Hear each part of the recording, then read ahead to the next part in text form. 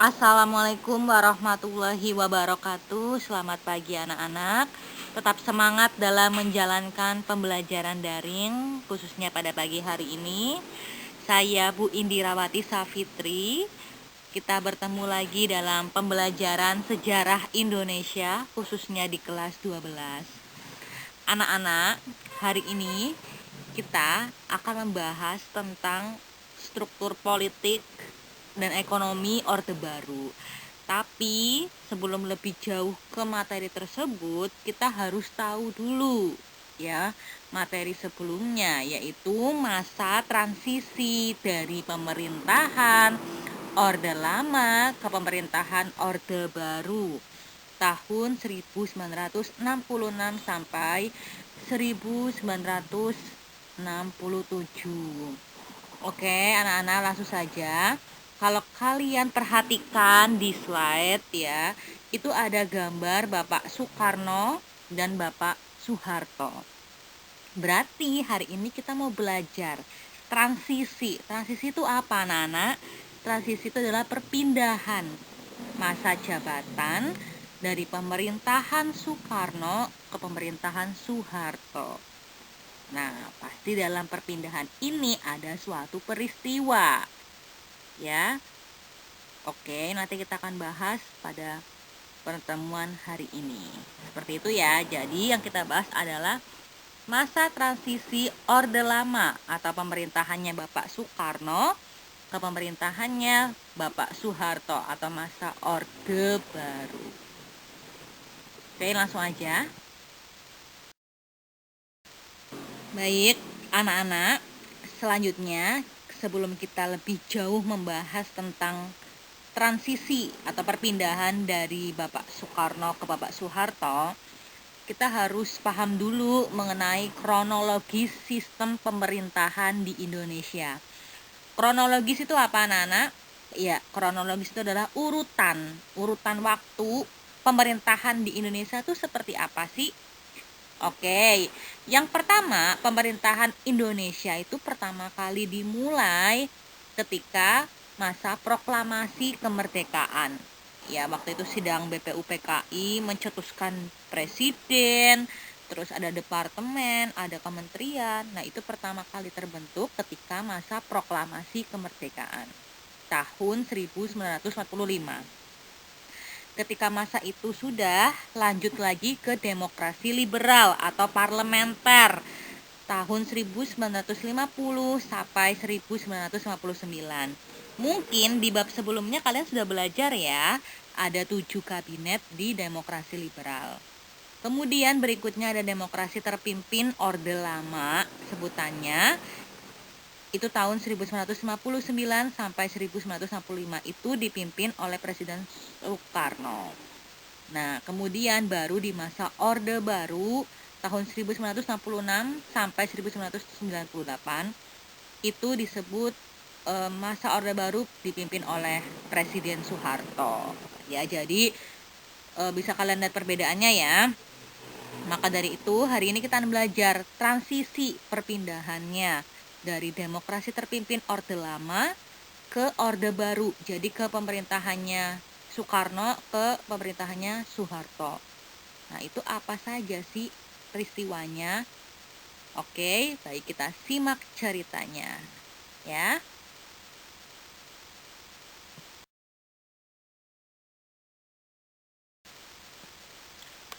Oke anak-anak, dalam materi hari ini nanti ada 3 poin yang akan Bu Indi jelaskan. Yang pertama itu tentang aksi Tritura, yang kedua tentang Super Semar atau surat perintah 11 Maret, dan yang ketiga itu ada dualisme kepemimpinan. Ya, simak terus bagaimana materinya, oke? Ya, ini judulnya yaitu masa transisi dari pemerintahan Orde Lama ke pemerintahan Orde Baru. Ya, tahunnya itu 1966 ke 1967. Ya, anak-anak, kenapa sih kok ada perpindahan dari masa Orde Lama ke masa Orde Baru? Apa penyebabnya? Yuk kita lihat. Penyebabnya yang pertama itu karena pada masa Orde Lama itu ada sebuah gerakan G30S PKI pada masa itu yang dianggap mencederai pemerintahan dan menimbulkan kekacauan. Peristiwa tersebut telah menimbulkan kemarahan rakyat dan keadaan politik keamanan negara menjadi kacau. Perekonomian semakin memburuk di mana inflasi mencapai 600%. Nah, akhirnya timbullah aksi-aksi tuntutan penyelesaian yang seadil-adilnya terhadap pelaku G30 SPKI semakin meningkat. Jadi paham ya? Jadi pada waktu Orde Lama itu ada peristiwa G30 SPKI yang mencederai hati rakyat sehingga timbullah kekecewaan, timbullah kemarahan rakyat yang nanti berimbas pada mundurnya Soekarno. Aksi-aksi tersebut dipelopori oleh Kesatuan Aksi Pemuda-Pemuda, Mahasiswa dan Pelajar, yaitu KAPI. Terus kemudian ada buruh atau KABI, Kasih Sarjana, Kawi Wanita, Kaki Guru, dan lain-lain. Jadi semua aksi-aksi itu menuntut penyelesaian politis yang terlibat G30 SPKI. Dan kemudian pada tanggal 26 Oktober 1965 membulatkan barisan mereka dalam satu front, yaitu Front Pancasila. Nah, gelombang demonstrasi yang menuntut pembubaran PKI semakin bertambah luas dan mendorong para pemuda dan mahasiswa mencetuskan Tri Tuntutan Hati Nurani Rakyat atau lebih dikenal dengan sebutan Tritura. Tri itu 3 ya, 3 tuntutan rakyat.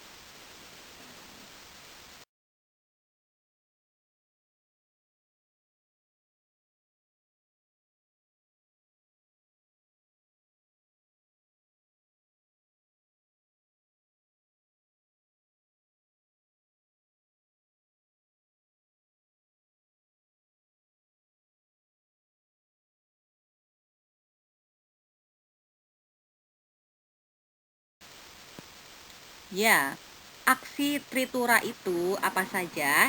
Yuk kita bahas. Jadi kembali lagi, kenapa muncul istilah Tritura atau 3 tuntutan rakyat? Yang pertama itu karena adanya keinginan menyelesaikan peristiwa G30 SPKI yang belum ada tanda-tanda untuk dilaksanakan oleh Presiden Soekarno.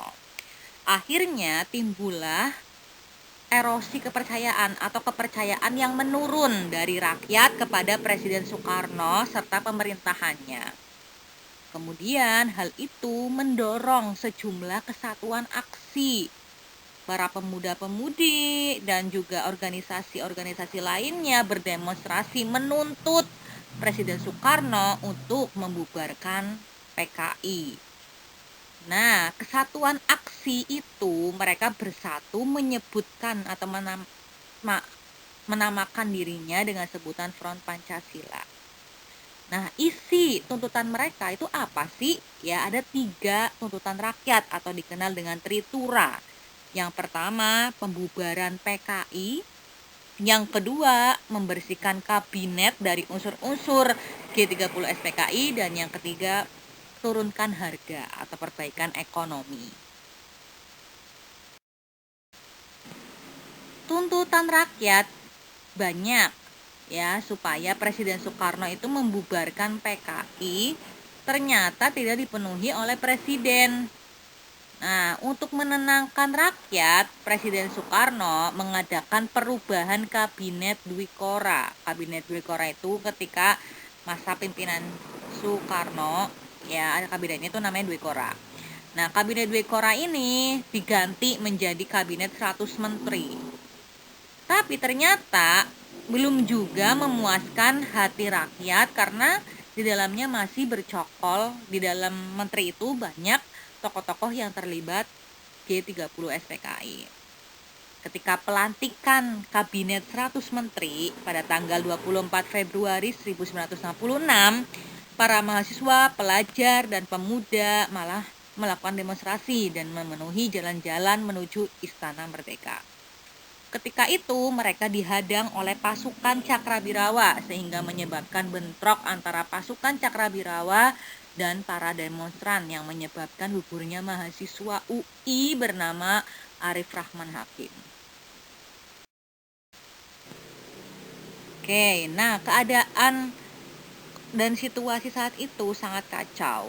Untuk mengatasi krisis politik yang memuncak, maka tanggal 11 Maret 1966 Soekarno mengadakan sidang kabinet. Sidang ini ternyata diboikot oleh para demonstran yang tetap menuntut Presiden Soekarno agar membubarkan PKI.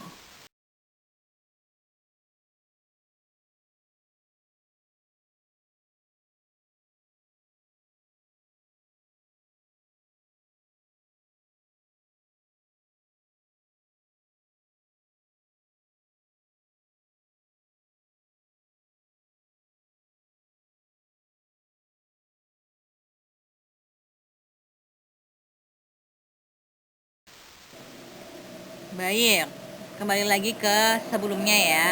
Jadi ketika Soekarno sedang mengadakan sidang kabinet di istana membahas kekacauan yang ada di Indonesia saat itu, kemudian muncul para demonstran yang memboikot.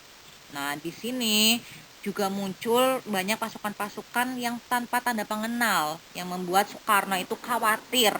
Sehingga Presiden Soekarno kemudian menuju ke Bogor, kemudian disusul oleh 3 perwira tinggi TNI AD. Ada Majen Basuki Rahmat, Brigjen M. Yusuf, dan Brigjen Amir Mahmud mengadakan pembicaraan dengan Presiden. Nah, membahas tentang usaha untuk pemulihan keamanan dan ketertiban. Lalu nanti muncullah yang namanya Super Semar atau Surat Perintah 11 Maret yang isinya memberi mandat kepada Letjen Soeharto atau selaku KSAD untuk memulihkan keadaan dan kewibawaan pemerintah. Jadi anak-anak, Super Semar itu adalah surat perintah 11 Maret yang diberikan Soekarno kepada Soeharto untuk memulihkan keamanan dan kewibawaan pemerintah. Karena saat itu Bapak Soeharto itu merangkap jabatan sebagai Pamkostrat ya untuk pemulihan keamanan dan ketertiban dari Angkatan Darat. Nah, kenapa sih Super Semar itu akhirnya dibuat? Ya, karena yang pertama alasannya karena situasi negara itu sedang kacau. Ya, karena demonstrasi di mana-mana menuntut pembubaran PKI. Yang kedua, untuk mengatasi situasi yang tak menentu akibat pemberontakan G30 SPKI. Yang ketiga, menyelamatkan negara Kesatuan Republik Indonesia. Dan keempat, untuk memulihkan keadaan dan wibawa pemerintah.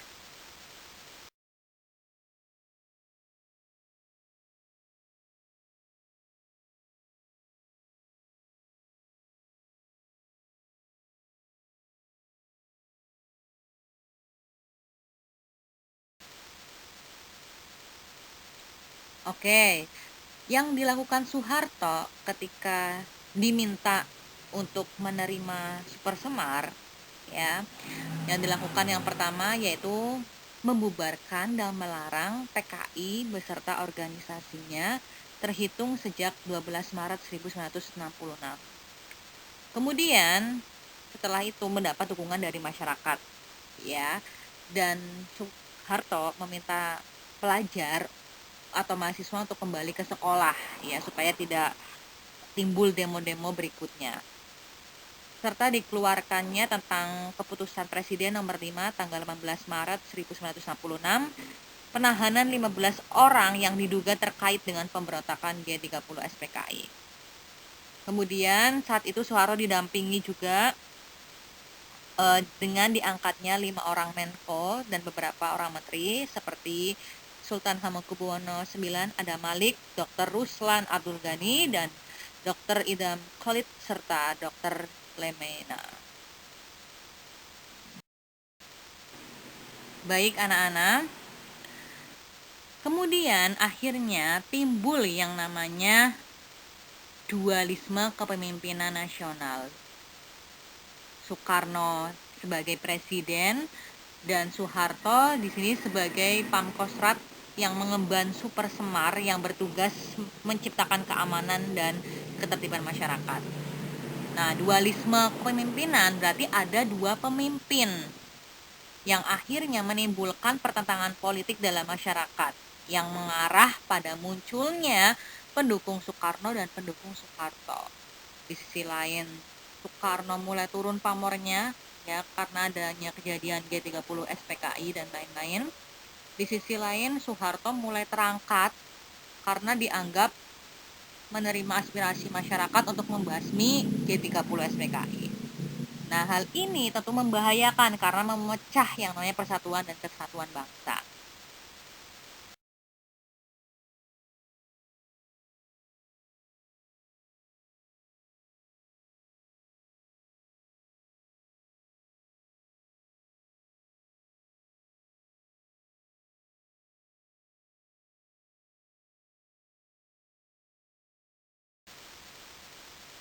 Dualisme kepemimpinan. Ya, jadi tadi ada dua pemimpin. Yang pertama itu ada Soekarno dan yang berikutnya ada Soeharto. Soekarno masih menjabat sebagai presiden, sedangkan Soeharto sebagai Pangkostrat, pemimpin keamanan dan ketertiban masyarakat dan pengemban Super Semar, namanya ini semakin populer. Soeharto diberi mandat oleh MPRS untuk membentuk kabinet ampera. Kemudian Soekarno memimpin kabinet, tetapi pelaksanaan pimpinan dan tugas hariannya dipegang oleh Soeharto. Kondisi inilah yang menimbulkan dualisme kepemimpinan. Soekarno sebagai pimpinan, sedangkan Soeharto sebagai pelaksana pemerintahan.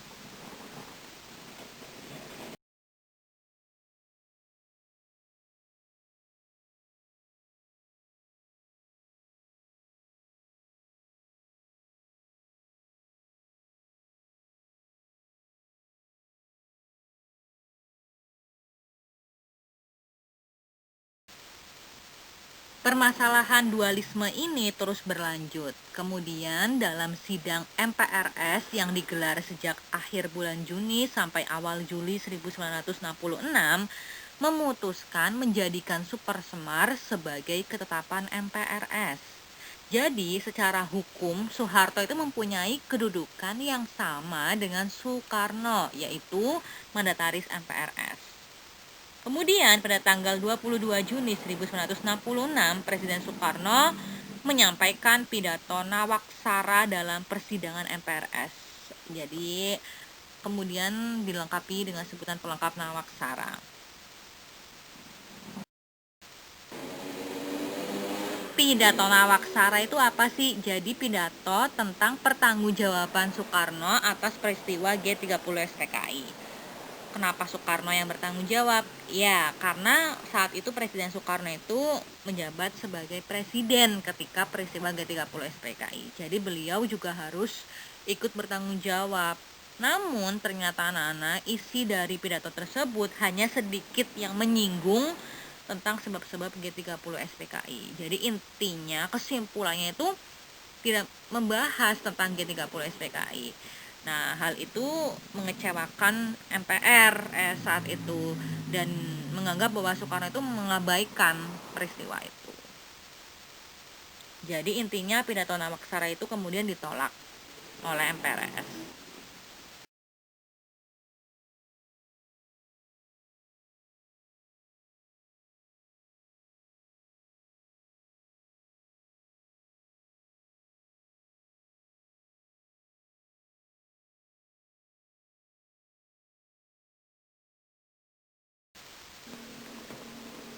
Pidato Nawaksara yang pertama itu ditolak oleh MPRS dan akhirnya Soekarno diminta untuk melengkapi.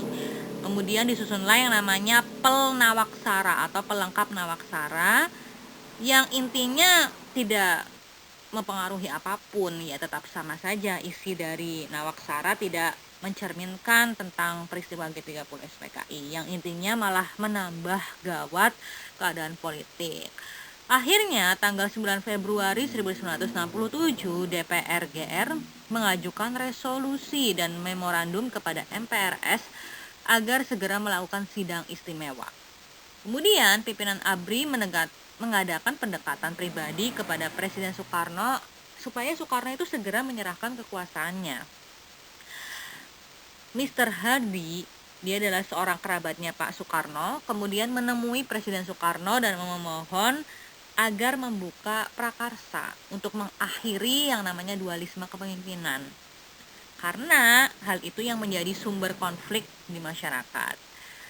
Nah, diminta supaya Presiden Soekarno ini sebagai mandataris MPRS supaya nonaktif dari jabatannya. Itu keinginan yang disampaikan oleh Mr. Hadi. Ya, jadi memberikan saran supaya Soekarno ini mundur dari jabatannya.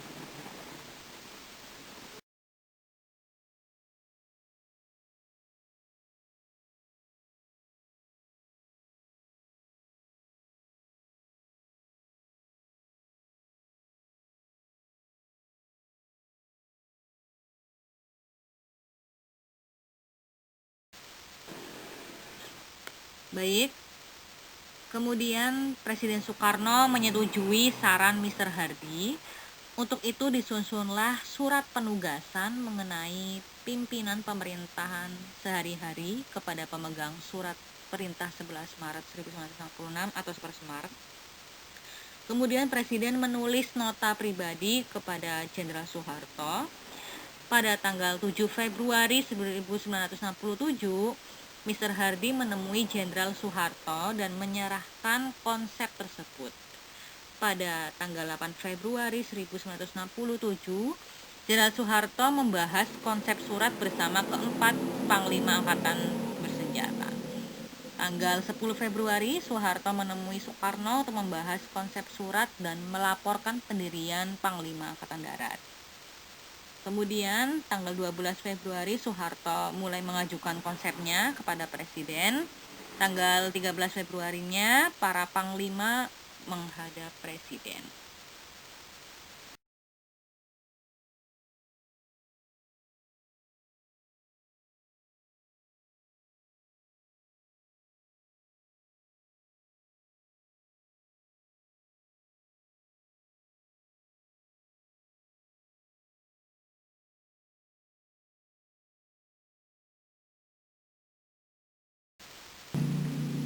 Melalui perantara Mayor Jenderal Suryo Sumpeno dan ajudan Presiden, Presiden menyatakan setuju terhadap konsep surat yang diajukan Soeharto. Tanggal 19 Februari, pertemuan antara Presiden dengan Soeharto dan para Panglima Angkatan Darat. Kemudian Presiden Soekarno menyetujui konsep surat dengan perubahan-perubahan kecil, jadi surat Sepersemar itu ya, ada 3 pasal yang ditambah dengan kata-kata menjaga dan menegakkan revolusi. Kemudian tanggal 20 Februari 1967 Presiden Soekarno menandatangani konsep surat. Tanggal 23 Februari 1967 Presiden dengan resmi menyerahkan kekuasaan pemerintah kepada Soeharto. Nah, disitulah berakhir dualisme kepemimpinan.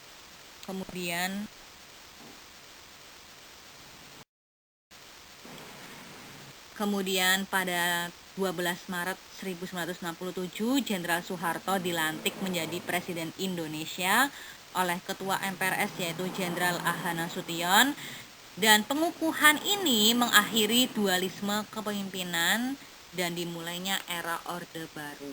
Secara resmi sudah dilantik dan presidennya sudah diganti dari Soekarno menjadi Presiden Soeharto. Seperti itu ya anak-anak. Nanti kita akan membahas tentang kebijakan apa saja sih yang ada di masa Orde Baru atau eranya Pak Harto. Itu nanti kita bahas di pertemuan berikutnya. Itu saja.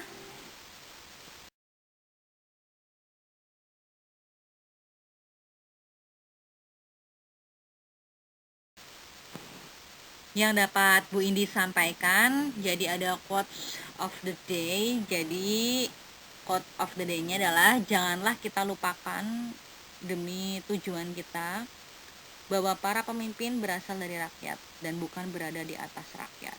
Itu kata Pak Bung Karno. Jadi ketika menjadi seorang pemimpin besok harus ingat bahwa adanya pemimpin itu juga dipilih oleh rakyat. Maka kita bekerja melayani untuk rakyat. Terima kasih, sekian. Wassalamualaikum warahmatullahi wabarakatuh.